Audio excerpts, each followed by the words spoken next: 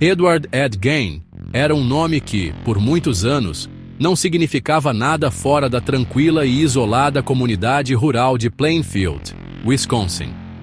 Nascido em 1906, ele viveu uma vida reclusa e aparentemente sem eventos. Um homem que a maioria dos vizinhos considerava apenas estranho, talvez um pouco simplório, mas no fim das contas, inofensivo. Essa percepção se desfez em novembro de 1957, quando o desaparecimento de uma lojista local, Bernice Warden, levou os investigadores à sua fazenda em ruínas. O que eles descobriram lá não apenas exporia Gein como um assassino, mas também revelaria um nível de depravação tão profundo que alteraria para sempre o cenário do crime e do terror americano. Gein se tornou infame não apenas por assassinato, mas por suas atividades macabras como ladrão de túmulos, um homem que profanava os mortos para satisfazer suas próprias necessidades psicológicas distorcidas. As raízes da psique perturbada de Ed Gein podem ser rastreadas diretamente à sua criação, que foi dominada por sua mãe fanaticamente religiosa e controladora, Augusta Gein. Augusta desprezava o mundo exterior, vendo-o como um poço de pecado e imoralidade. Ela pregava incessantemente para Ed e seu irmão, Henry, sobre o mal inerente às mulheres e os pecados da carne, incutindo em Ed uma visão profundamente conflituosa e temerosa da sexualidade. Ela mudou a família para uma fazenda isolada para manter seus filhos longe de influências corruptoras, criando efetivamente uma prisão de piedade e paranoia. Essa relação intensa e sufocante deixou Ed socialmente inepto e inteiramente dependente dela, um laço que se mostraria catastrófico. Augusta era a figura central no universo de Ed, e ele a adorava com uma mistura de amor e terror. Ela era sua única companhia e sua única bússola moral, embora severamente distorcida. Quando seu pai e irmão morreram, Ed ficou completamente sozinho com Augusta, e seu isolamento aprofundou seu apego já doentio. A morte dela em 1945 foi o golpe final e devastador para sua frágil sanidade. Sem a presença dominadora de Augusta para guiá-lo, a barreira psicológica que continha seus impulsos mais sombrios finalmente se rompeu. O homem quieto e estranho da fazenda começou uma descida à loucura, buscando preencher o vazio deixado por sua mãe das maneiras mais macabras imagináveis. Essa dor desesperada e patológica preparou o cenário para os horrores que viriam. Nos anos seguintes à morte de Augusta, de aproximadamente 1947 a 1957, a solidão de Gein se transformou em uma obsessão grotesca pela forma feminina, uma obsessão que ele havia sido ensinado a temer e suprimir durante toda a sua vida. Ele começou a visitar cemitérios locais sob o manto da escuridão, exumando os corpos de mulheres de meia-idade recentemente enterradas, que ele sentia se assemelhar à sua mãe. Essas atividades noturnas foram apenas o começo de um passatempo macabro que escalaria de roubo de túmulos para assassinato, transformando o fazendeiro despretensioso na figura que seria para sempre conhecida como o açougueiro de Plainfield. Quando o xerife Art Schley e seus deputados entraram na casa de Gein naquela fria noite de novembro de 1957, eles estavam completamente despreparados para a cena que os aguardava. A propriedade era uma bagunça caótica, cheia de pilhas de lixo, revistas antigas e imundície. Mas em meio à sujeira, eles fizeram uma descoberta verdadeiramente repugnante. A mulher desaparecida, Bernice Warden, foi encontrada em uma cozinha de verão, seu corpo pendurado de cabeça para baixo, decapitado e esfolado como um cervo. Esta foi apenas a primeira de uma série de achados chocantes. Gein confessaria mais tarde seu assassinato, assim como o assassinato de outra mulher local, Mary Hogan, que havia desaparecido anos antes. Seus crimes, no entanto, se estendiam muito além desses dois atos brutais. Enquanto os investigadores vasculhavam meticulosamente a propriedade, a extensão total da depravação de Gein veio à tona. A casa não era apenas um lar. Era um museu grotesco da morte. Uma oficina onde o corpo humano era a matéria-prima. Eles encontraram tigelas feitas de crânios humanos, cadeiras estofadas com pele humana e um abajur feito de um rosto humano. As descobertas se tornavam mais pessoais e mais perturbadoras a cada momento.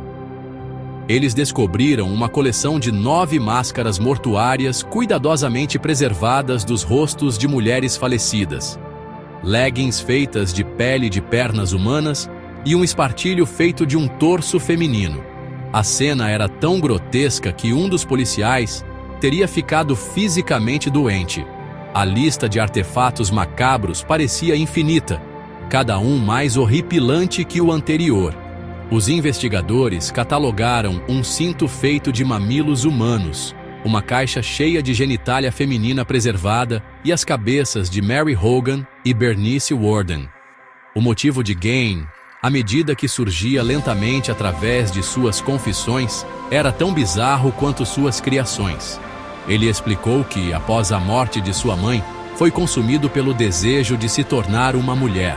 Ele queria literalmente se enfiar na pele de uma mulher, e então começou a criar um traje feminino, com os restos que coletava. Esse desejo era um resultado direto, embora distorcido, de seu relacionamento complicado e obsessivo com sua falecida mãe, Augusta. Gain admitiu calmamente seus crimes, explicando que havia feito dezenas de viagens noturnas a cemitérios locais para exumar corpos, pegando apenas as partes que considerava úteis para seus projetos. Ele foi finalmente declarado inocente por insanidade e passou o restante de sua vida em uma instituição mental, morrendo em 1984. O conteúdo de sua casa de horrores era tão perturbador que o Estado ordenou que a propriedade fosse destruída. Antes que pudesse ser devidamente descartada, a casa misteriosamente pegou fogo, um ato amplamente considerado incêndio criminoso por moradores locais que desejavam apagar o lembrete físico do mal que havia vivido entre eles. Os detalhes chocantes dos crimes de Ed Gein espalharam uma onda de horror por toda a nação. Mas seu impacto foi sentido mais profundamente no mundo da cultura popular, particularmente no cinema. A história de um assassino quieto e obcecado pela mãe, vivendo na América rural, forneceu a inspiração direta para um dos personagens mais seminais do terror, Norman Bates. O romance Psycho, de Robert Bloch, de 1959, e a subsequente adaptação cinematográfica de Alfred Hitchcock, de 1960, se basearam fortemente no caso Gain. O apego patológico de Norman à sua mãe morta, seu transvestismo e a chocante descoberta do corpo preservado de sua mãe na adega são ecos diretos da patologia da vida real de Gain e das descobertas feitas em sua fazenda. A influência de Gain não parou em Psycho. Sua prática macabra de criar troféus e roupas de pele humana tornou-se o conceito central para outro vilão icônico do terror, Leatherface, de O Massacre da Serra Elétrica, lançado em 1974. Embora o enredo do filme seja fictício, o personagem de Leatherface, que usa uma máscara feita da carne de suas vítimas e vive em uma casa decorada com ossos e restos humanos, é um descendente claro e direto de Ed Gein. O filme captura o horror cru e visceral da fazenda de Gain, traduzindo as descobertas do mundo real de abajures de pele e móveis de ossos em uma experiência cinematográfica aterrorizante que assombrou o público por décadas. Um terceiro monstro lendário do cinema deve sua existência, em parte, ao açougueiro de Plainfield.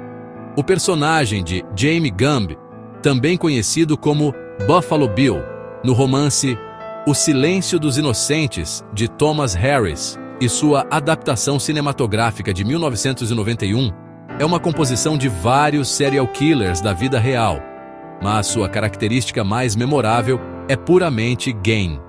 A missão horripilante de Buffalo Bill de criar um traje feminino para si mesmo, assassinando mulheres e esfolando-as, é uma dramatização direta do motivo confessado de Gain.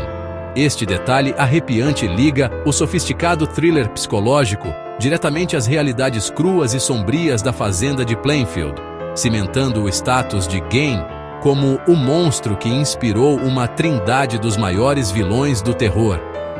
Esses três personagens, Norman Bates, Leatherface e Buffalo Bill, representam diferentes facetas da aterrorizante história de Gain. Norman Bates incorpora o tormento psicológico de um homem dominado pela memória de sua mãe. Leatherface representa o horror brutal e primitivo do trabalho macabro de Gain e da casa de horrores que ele criou.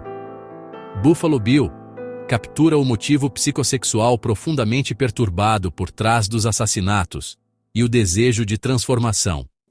Juntos, eles garantem que mesmo aqueles que nunca ouviram o nome Ed Gein estejam intimamente familiarizados com os pesadelos que ele inspirou, tornando-o uma figura inescapável na história do terror. Décadas após sua morte, a história arrepiante de Ed Gein continua a cativar e aterrorizar, provando que alguns monstros da vida real são estranhos demais para serem esquecidos. Essa fascinação duradoura será reacendida pela próxima temporada da aclamada série antológica da Netflix de Ryan Murphy, Monster. Após temporadas de grande sucesso sobre Jeffrey Dahmer e os irmãos Menendez, intitulada Monsters: The Ed Gein Story, a série promete um mergulho profundo na vida e nos crimes do monstro de Plainfield, consolidando ainda mais seu lugar na consciência moderna. A produção, que começou a ser filmada no final de 2024, já gerou um burburinho significativo, em grande parte devido ao seu elenco cativante. Charlie Hunnam, conhecido por seu papel em Sons of Anarchy, foi escalado como Ed Gein, encarregado de retratar o assassino complexo e perturbado. A formidável Laurie Metcalf interpretará sua mãe dominadora, Augusta, um papel central para entender a psicologia de Gein. Em um interessante toque narrativo, a série também contará com Tom Hollander como o diretor Alfred Hitchcock e Olivia Williams como sua esposa, Alma Reville, explorando como os horrores da vida real de Gein influenciaram diretamente a criação do filme Psycho. Essa abordagem metanarrativa destaca o impacto inegável de Gein na história cultural. A história de Ed Gein permanece tão potente porque toca em vários medos humanos fundamentais. É uma história sobre o monstro da porta ao lado, o vizinho despretensioso que guarda os segredos mais sombrios. Ela explora o poder aterrorizante do abuso psicológico e a ideia de que a influência de um pai pode transformar uma criança em algo irreconhecível. O caso de Gein nos força a confrontar a verdade desconfortável de que a linha entre a sanidade e a loucura pode ser terrivelmente tênue. Seus crimes não nasceram da ganância ou da vingança, mas de um lugar de profunda solidão, luto e colapso psicológico, tornando sua história ao mesmo tempo horripilante e tragicamente humana, de uma forma que continua a ressoar. Em última análise, Ed Gein é lembrado não apenas pelas 2 pessoas que assassinou, mas pelos inúmeros corpos que profanou e pelos tabus psicológicos que violou. Sua história é um lembrete sombrio da escuridão que pode se esconder atrás de uma fachada tranquila em um canto esquecido do mundo. Ao borrar as linhas entre os vivos e os mortos, e ao transformar restos humanos em objetos do cotidiano, ele criou um show de horror da vida real, que era mais bizarro do que qualquer coisa que um escritor de ficção pudesse inventar. É essa depravação única, quase inacreditável, que permitiu que seu legado perdurasse, garantindo que o açougueiro de Plainfield continuará a assombrar nossos pesadelos coletivos por gerações.